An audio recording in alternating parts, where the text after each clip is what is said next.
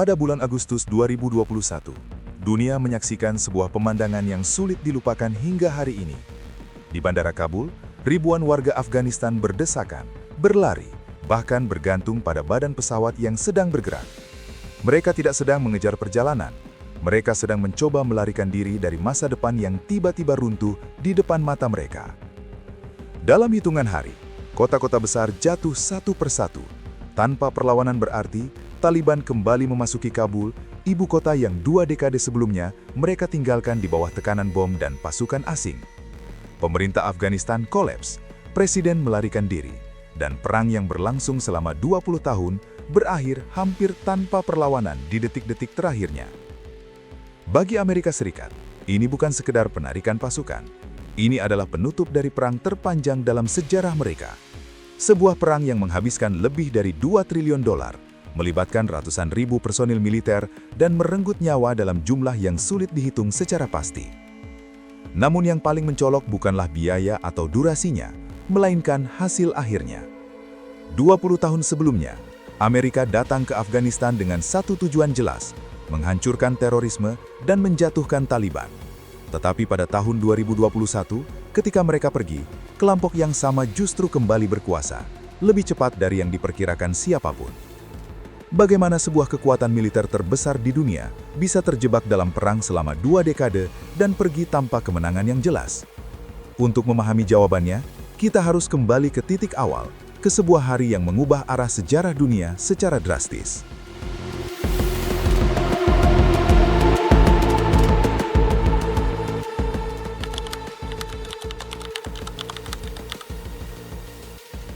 Pada 11 September 2001, Amerika Serikat mengalami salah satu serangan paling mematikan dalam sejarah modern.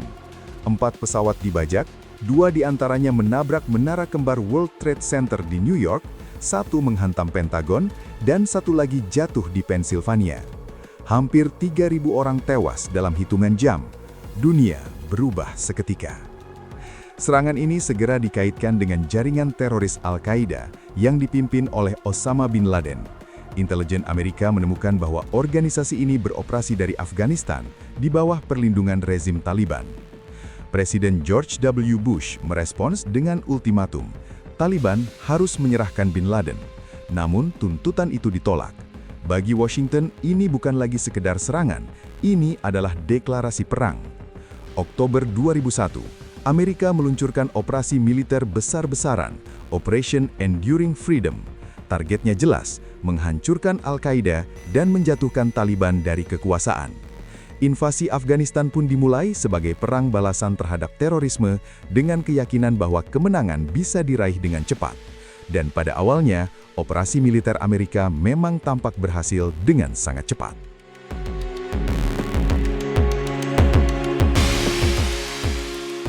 Dalam hitungan minggu setelah invasi dimulai, kekuatan militer Amerika Serikat mulai menunjukkan dominasinya. Didukung serangan udara intensif dan operasi pasukan khusus di darat, posisi Taliban runtuh jauh lebih cepat dari yang diperkirakan. Kota demi kota jatuh tanpa perlawanan berarti. Pada Desember 2001, Kabul berhasil direbut. Rezim Taliban yang sebelumnya menguasai hampir seluruh Afghanistan terpaksa mundur, menyebar ke wilayah pegunungan terpencil dan melintasi perbatasan menuju Pakistan. Di tengah euforia kemenangan ini, komunitas internasional bergerak cepat membentuk pemerintahan baru. Hamid Karzai diangkat sebagai pemimpin sementara dengan dukungan penuh dari Barat. Fokusnya pun mulai bergeser dari operasi militer menuju proyek ambisius, membangun kembali Afghanistan sebagai negara yang stabil dan demokratis. Pada tahap ini, Amerika tampak seperti telah memenangkan perang dengan cepat dan tegas. Namun, kemenangan itu ternyata terlalu dini untuk dirayakan. Di balik ketenangan yang terlihat, Taliban sebenarnya tidak benar-benar hilang.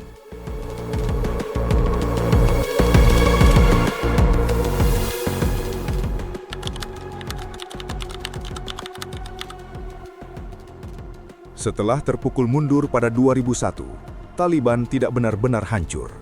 Mereka beradaptasi. Dan dari sisa-sisa kekuatan yang tersebar, Taliban melakukan regrouping di wilayah perbatasan antara Afghanistan dan Pakistan. Area pegunungan yang sulit dijangkau dan hampir mustahil dikontrol sepenuhnya. Dari sana, strategi mereka berubah total.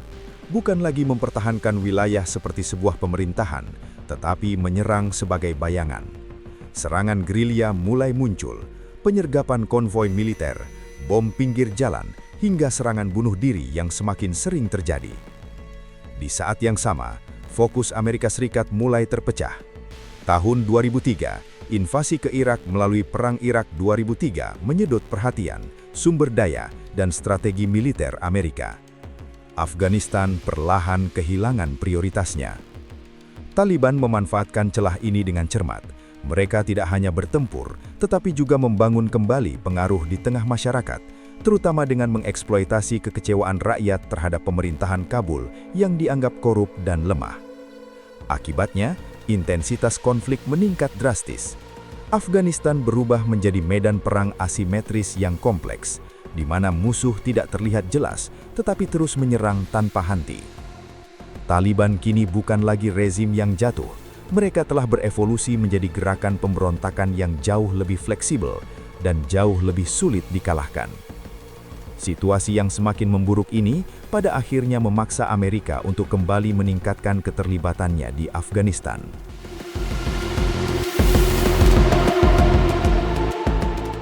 Memasuki tahun 2009, perang di Afghanistan semakin memburuk. Serangan Taliban meningkat, wilayah kontrol pemerintah menyusut, dan kepercayaan publik terus menurun. Di tengah situasi ini, Presiden Barack Obama mengambil keputusan besar, mengirim lebih dari 30.000 pasukan tambahan ke Afghanistan. Strateginya jelas, menghantam basis Taliban secara agresif, sekaligus memperkuat kapasitas militer Afghanistan agar mampu mengambil alih keamanan negaranya sendiri. Operasi militer diperluas. Wilayah-wilayah yang sebelumnya dikuasai Taliban mulai direbut kembali. Dalam jangka pendek, hasilnya terlihat menjanjikan. Namun, puncak simbolis dari periode ini terjadi pada tahun 2011. Dalam sebuah operasi rahasia di Pakistan, pasukan khusus Amerika berhasil menewaskan Osama bin Laden, sosok yang menjadi target utama sejak awal invasi. Secara psikologis dan politis, ini adalah kemenangan besar bagi Amerika. Tetapi di medan perang, realitasnya tidak banyak berubah. Taliban tetap bertahan, serangan tetap terjadi, dan konflik terus berlanjut tanpa tanda-tanda akan berakhir. Lonjakan pasukan ini memberikan kemenangan taktis, tetapi gagal menyentuh akar masalah, struktur pemberontakan yang fleksibel, dan dukungan lokal yang tidak sepenuhnya hilang. Setelah satu dekade perang, pertanyaan besar mulai muncul di Washington. Berapa lama lagi perang ini akan berlangsung?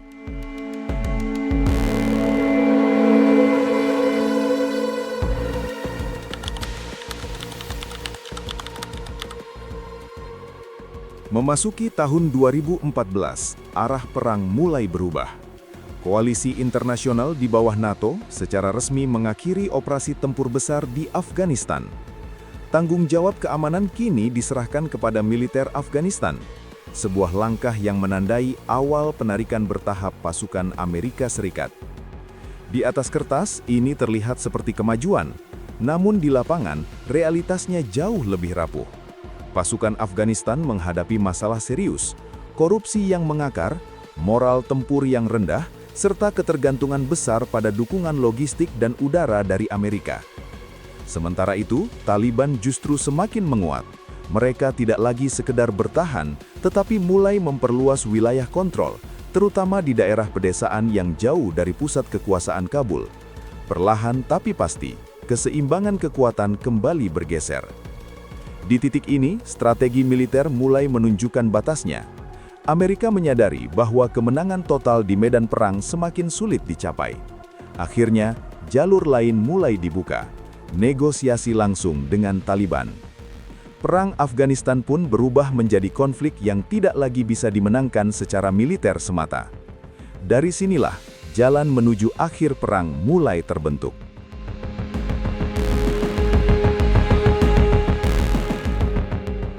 Tahun 2020 menjadi titik balik yang menentukan. Setelah hampir 2 dekade perang tanpa kemenangan yang jelas, Amerika Serikat akhirnya duduk satu meja dengan musuh lamanya, Taliban.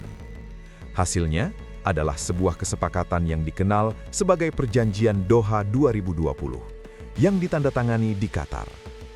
Isi kesepakatan ini sederhana, namun krusial. Amerika berkomitmen untuk menarik seluruh pasukannya dalam jangka waktu tertentu.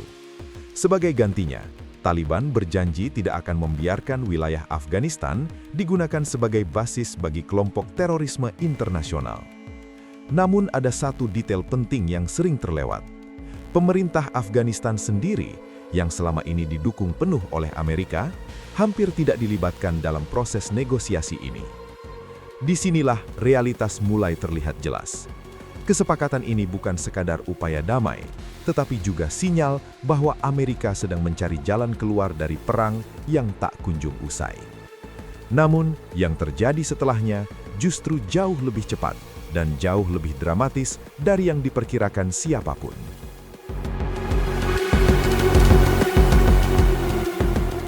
Tahun 2021 menjadi bab penutup dari perang yang telah berlangsung selama 2 dekade ini.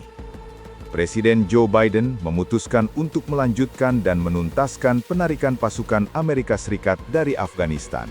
Sebuah keputusan yang pada awalnya diperkirakan akan berjalan bertahap dan terkendali. Namun yang terjadi di lapangan justru sebaliknya. Tanpa dukungan udara, logistik, dan intelijen dari Amerika, pertahanan militer Afghanistan runtuh jauh lebih cepat dari perkiraan. Kota demi kota jatuh ke tangan Taliban hampir tanpa perlawanan berarti. Dalam waktu kurang dari 2 minggu, peta kekuasaan berubah total. Puncaknya terjadi pada 15 Agustus 2021.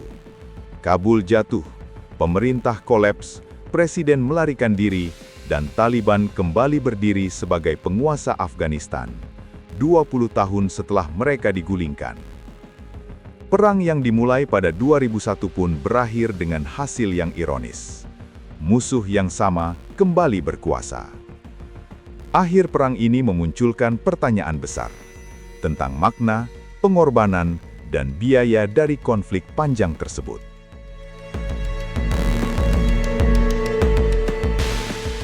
Perang di Afghanistan bukan sekedar konflik militer biasa. Ia adalah perang terpanjang dalam sejarah Amerika Serikat, berlangsung selama 2 dekade, melintasi beberapa pemerintahan, dan menghabiskan lebih dari $2 triliun. Di balik angka itu, ada ratusan ribu korban jiwa, jutaan orang kehilangan rumah, dan sebuah negara yang terus berjuang menemukan stabilitas. Namun yang paling mencolok adalah hasil akhirnya. Setelah 20 tahun intervensi, pelatihan militer, dan pembangunan institusi, Taliban kembali berkuasa, hampir dalam kondisi yang tidak jauh berbeda dari sebelum invasi tahun 2001. Perang ini meninggalkan pertanyaan besar yang belum sepenuhnya terjawab, tentang seberapa jauh kekuatan militer bisa mengubah realitas sebuah negara, tentang batas intervensi asing dalam membentuk sistem politik yang kompleks, dan tentang apakah kemenangan di medan perang benar-benar berarti kemenangan dalam jangka panjang. Kekalahan di Afghanistan bukan hanya tentang siapa yang menang atau kalah. Ia menjadi simbol bahwa bahkan kekuatan militer terbesar di dunia pun memiliki batas, terutama ketika berhadapan dengan sejarah panjang, dinamika lokal, dan identitas sebuah bangsa yang tidak mudah diubah. Dan mungkin disitulah letak pelajaran terbesarnya.